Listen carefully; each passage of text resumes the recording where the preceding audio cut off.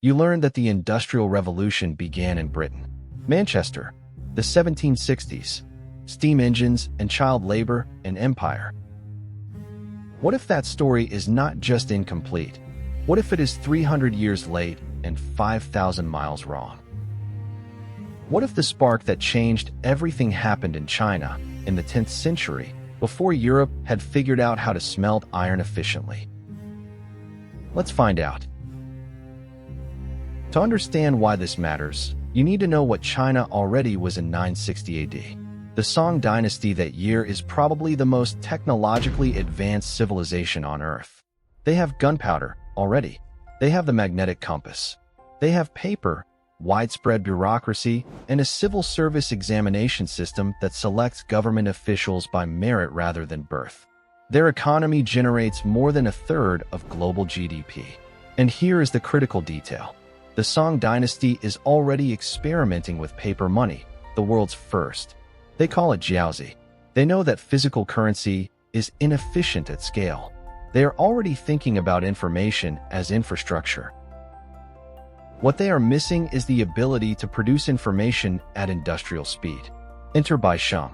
Historically, he invented ceramic movable type around 1040 AD. Not the woodblock printing China already had. That printed one fixed page at a time. Movable type means individual characters you rearrange. Set a page, print 1,000 copies, reset for a different page. It is the difference between a hand-carved stamp and a word processor. In our timeline, Bai Sheng's invention remained a craftsman's curiosity for centuries. The technology existed. Nobody built the machine around it. But in this timeline, the founding emperor of Song, Zhao Kuangyin, Emperor Taizu, sees a demonstration in 960 AD. He understands immediately what he is looking at. Not a printing press, a weapon. A weapon for making his empire ungovernable by ignorance. Emperor Taizu funds the project the way modern governments fund weapons programs. He wants technical manuals for his army engineers. He wants standardized legal codes printed and distributed to every province. He wants the civil service examination texts available not just to wealthy families who can afford to copy them by hand, but to every talented boy in every village in China. But a press is only as powerful as its paper supply. A single printing bureau consumes in 1 hour what a monk writes on in a month. So Taizu doesn't just scale the presses, he industrializes the mills. Water-powered pulp operations line the rivers of Sichuan within a decade, turning bamboo and hemp into a continuous flood of cheap sheet paper. The press and the mill scale together, each one feeding the other. Within 15 years, the cost of producing a text drops by 90%. What happens next is not the story Europeans told themselves about the printing press, a story of Protestant Reformation and individual conscience. What happens in Song China is more structural. Mass literacy reshapes the civil service examination overnight. Before print, only wealthy families could afford tutors with handwritten texts. After print, a boy from a farming village has the same primer as the son of a magistrate. The talent pool for government service expands from a few thousand to a few million. Bureaucratic efficiency explodes. Standardized printed forms replace hand-drafted documents in every government office within 30 years. The cost of running an empire falls dramatically. The savings get reinvested in infrastructure. The Song Dynasty, already the richest civilization on Earth, becomes incomprehensibly wealthier. And wealth, at scale, starts asking a question that wealthy civilizations always eventually ask. Can we make this cheaper with a machine? Paper money changes everything in ways the Song Dynasty had not fully anticipated. Historically, Song paper currency suffered from inflation because local governments printed money to cover debts. In this timeline, standardized printing technology means the central government can produce currency that is genuinely difficult to counterfeit and instantly recognizable across a continent-sized empire. The result is a financial system that works. Credit markets develop. Merchants can operate across provinces without carrying silver. Investment in long-term infrastructure becomes rational for the first time. Here is what print does to knowledge accumulation that people underestimate. Before print, expertise dies with experts. A brilliant engineer builds a water-powered bellows for a foundry. He teaches 2 apprentices. One dies young. The other settles far away and teaches 3 more. The knowledge drifts, mutates, gets lost. After print, that engineer writes a manual. The manual gets copied 1,000 times. Every foundry in China has it within a decade. The accumulated knowledge effect compounds. Each generation of engineers builds on the complete written record of every previous generation, not just on whatever their particular master happened to remember. And here is the thesis that explains the shape of the revolution that follows. Europe mechanized to save labor. Workers were expensive and enclosures had driven them into factories. Song China mechanized for precision and standardization. The emperor did not care about saving the wages of scribes. He cared that every cannon barrel was identical, every legal code was word-for-word consistent, every examination was fair. The machine was a quality control instrument before it was a cost-saving one. That distinction shapes everything about how the industrialization unfolds, slower to replace workers, faster to standardize output, and producing a kind of technological uniformity that makes the empire run like a single organism.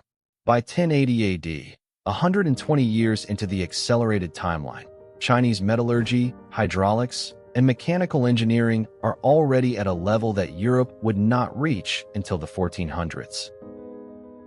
Now here is where the alternate timeline makes its most dramatic departure from ours. In our world, the Mongols conquered the Song Dynasty in 1279 after a 60-year war of attrition. The Song had gunpowder. They had naval superiority. They had city walls. They lost anyway because the Mongols had something more powerful than any technology: organizational genius. Genghis Khan built the most effective military machine the pre-industrial world had ever seen. But the Mongols had a critical weakness. They depended on speed, mobility, and psychological terror. Cities that surrendered lived. Cities that resisted were massacred. The system worked because most people chose surrender over death. In the accelerated timeline, Song military technology is 2 centuries ahead of schedule. Printed technical manuals mean weapons standardization. Standardization means mass production. Mass production means every garrison in every provincial city has the same reliable artillery, not whatever a local craftsman improvised last year. But here is the thing about the Mongols that you need to understand. They were not just a cavalry horde. They were fast learners.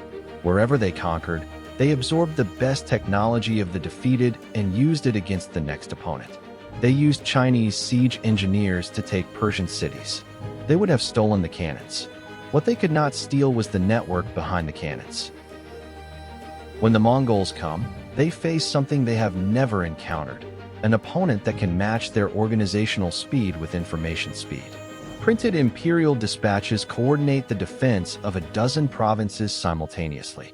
Standardized mathematical targeting tables mean artillery crews who have never met can operate together in hours.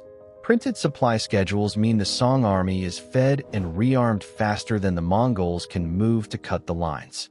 The Song do not fight the Mongols city by city. They fight them as a network, ceding ground when they must, concentrating force when the Mongols overextend, bleeding an army that depends on decisive victories and short campaigns. You can steal a cannon. You cannot steal the logistics infrastructure that keeps it loaded. The Mongols do not conquer China. After 20 years of inconclusive warfare and enormous losses, they sign a treaty that leaves the Song dynasty intact, pushed north, bloodied, but unbroken. Without the wealth of China behind them, the Mongol western expansion runs out of momentum. The Abbasid Caliphate is not sacked. Baghdad survives. The Islamic Golden Age does not end in a burning library. Eastern Europe is raided but not conquered. The Black Death, which historically traveled the Mongol trade routes, has a different geography in this timeline. It still emerges. It does not cross Eurasia with the same lethal efficiency. So what does 2026 look like? The world has a center, and it is not Washington. It is not London. It is Hangzhou, the Song Dynasty's original capital, now a city of 30 million, the financial and technological hub of the Eastern Hemisphere. Mandarin is what English is in our world, the language you learn if you want to do business with the most powerful civilization on Earth. Europe industrialized late in this timeline. The Renaissance still happened. Printing eventually reached Europe through trade routes, a century delayed. But without the Black Death's dramatic population collapse to restructure feudal land ownership, and without the specific pressures of European geopolitics, the Industrial Revolution in Europe arrived in the 1800s rather than the 1760s, and emerged as a follower technology rather than a pioneer one.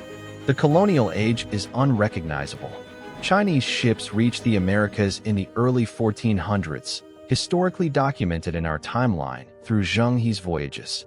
In the accelerated timeline, those voyages happen with better ships, better navigation charts, and a different purpose.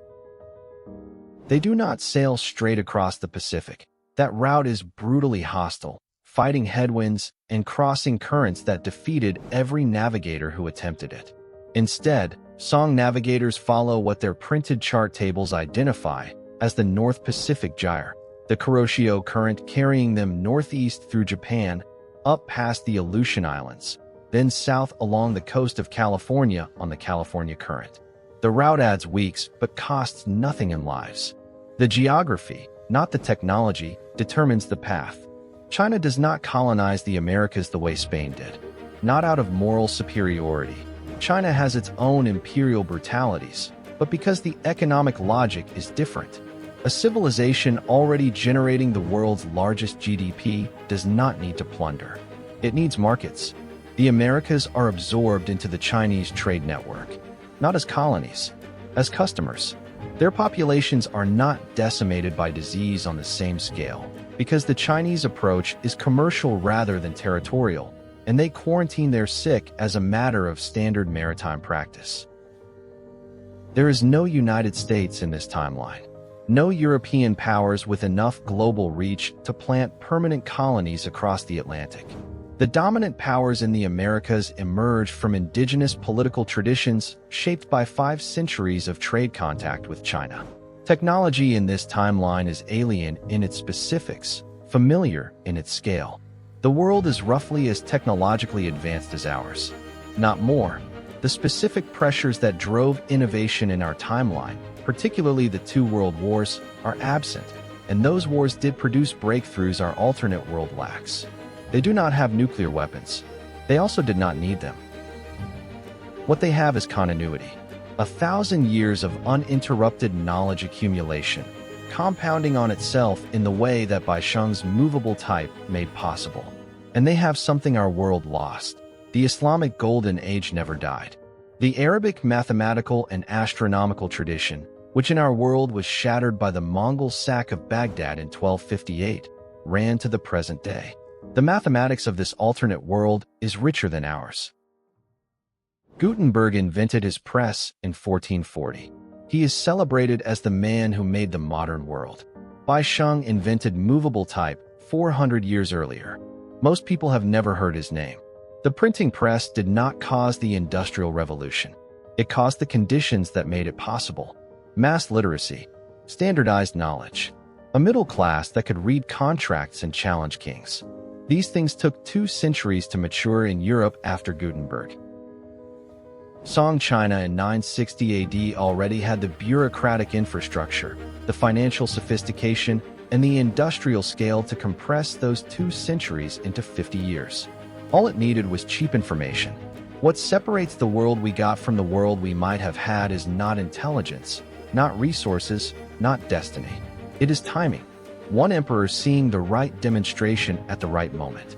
One craftsman getting the funding he needed. History does not reward the best idea.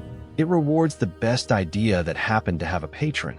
If this made you see history differently, subscribe. We explore a new alternate timeline every week. And tell me in the comments, is the world better with one dominant civilization that never collapsed? Or does the diversity born from fragmentation make us richer? I have thought about it for weeks. I still don't have an answer.